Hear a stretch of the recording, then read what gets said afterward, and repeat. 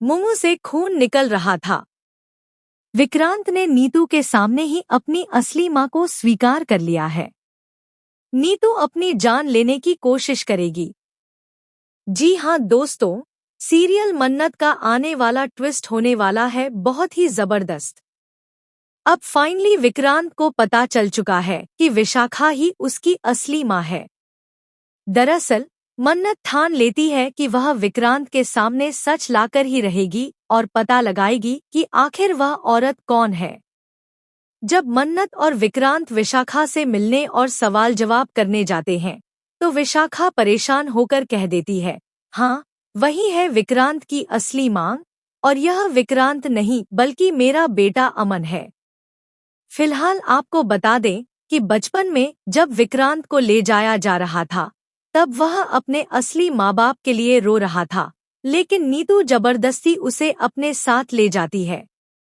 कुछ दिनों तक विक्रांत उन्हें स्वीकार नहीं करता, लेकिन नीतू गलत दवाइयां देती है, जिससे विक्रांत यानी अमन अपने अतीत, अपने माँ बाप और भाई सबको भूलने लगता है।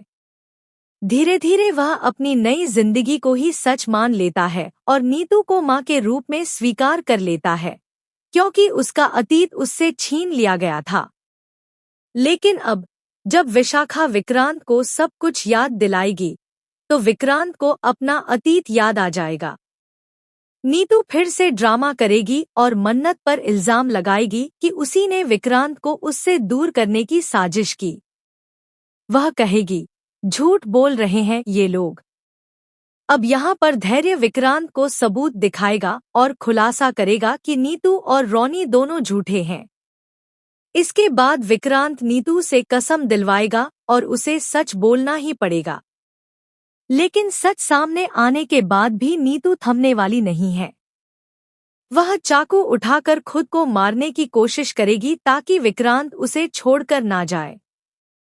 नीतू की ऐसी हालत देखकर विक्रांत खुद को काबू में नहीं रख पाएगा और उसके साथ रहने का फैसला कर लेगा। अब देखना यह होगा कि विशाखा और धैर्य का क्या होगा। शो में आने वाला ट्रैक बहुत ही इंटरेस्टिंग होगा। आखिरकार विक्रांत किस तरह नीतू को समझा पाता है, यह देखना दिलचस्प रहेगा। दोस्तों, आपको क्या लगता है, क्या विक्रांत को नीतू के इस इमोशनल ड्रामे में नहीं फंसना चाहिए और इस घर को छोड़कर चले जाना चाहिए? हमें कमेंट करके बताएं और ऐसी ही टीवी की लेटेस्ट अपडेट्स के लिए चैनल को सब्सक्राइब करें।